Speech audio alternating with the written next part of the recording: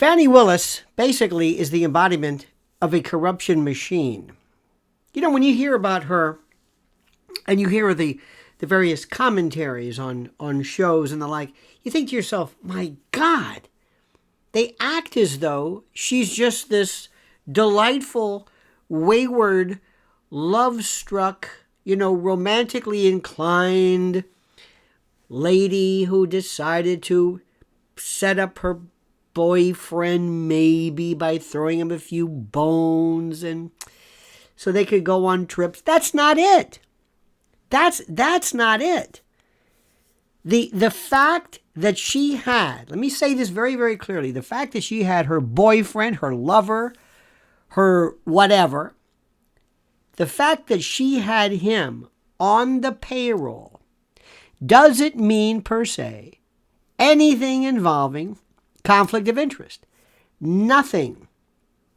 It means nothing. It doesn't mean anything, even remotely indicative of conflict of interest. Because she could have her husband work with her. So this is something that I've never understood anybody really address. I don't know why. Maybe they just like the boyfriend-girlfriend sexual angle. I don't know. I can't figure this one out. Her problem is in various areas. First of all, she's perjurious. I can't count how many instances of perjury she committed. It's not about the lie, it's the cover-up.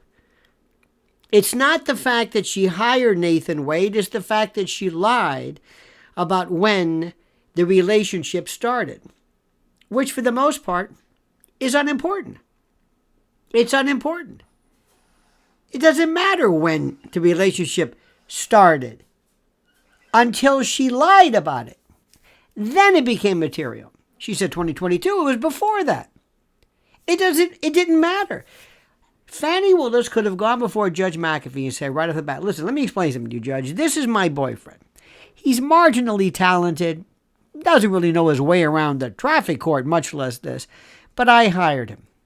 And I hired him because I have the discretion to hire him. And I can do whatever I want because I'm the district attorney. And I hired him. And I'm telling you, I'm not lying about anything. That would have been fine. Now, she might have been violating some rules regarding nepotism. There might be something involving, I don't know, rules as far as state, I don't know. But in terms of this case, conflict of interest only occurs when you have a stake in the outcome. And for disqualification, you have to have conflict of interest and or some type of forensic corruption, which there's no evidence of whatsoever. Actually changing materials, doing something overtly corrupt. So let me just say this again. And this is a great chance for people to impress upon their kids. Don't lie. Look where this woman's lies left her. The woman's lies were more of a problem than anything even roughly involved in any of the accusations. Anything. This is the part which I cannot explain enough. This is the part which is so critical. She lied about this, and the level of lying. Now, the next thing she's got to worry about is obstruction of justice and witness tampering. Why? Terrence Bradley. Terrence Bradley, this oafish man-child, I don't even know where he even came from. I have no earthly idea. What he did was, and this is important, what he did was he was a part of this idea, this thing. And he first reached out, I guess, to Ashley Merchant. How would she know about this? Became the secret weapon of the defense. And then later on, for reasons I will never understand, or grasp, or fathom, he decides later on to go south. He just goes south. And at one particular point, Cindy Lee Yeager testifies that she was in her office in Cobb County. She's the assistant chief deputy district attorney. He's in her office because this guy gets around. And she overhears or hears Fani Willis tell Wade Now, tell Bradley, now listen, they're after us. You don't have to say anything. What does that sound like to you? Anything that even tacitly seems to be a threat is problematic. Remember, you don't have to say anything. Gabe Banks, later on, who was the lawyer for Wade's old partner, calls him up and says, "By the way, are you the leak? Huh? Are you the leak? Am I the leak?" So we've got that one. This is supposed to be quiet. How did anybody know anything about this? How did anybody know any of this? And then you've got Wade himself, Nathan Wade, calling up and saying, "Now listen, you're not going to forget the fact that we've got this little thing here called attorney-client privilege now." So now he's got people coming after him left and right. Gabe Banks, Fani Willis, and Wade.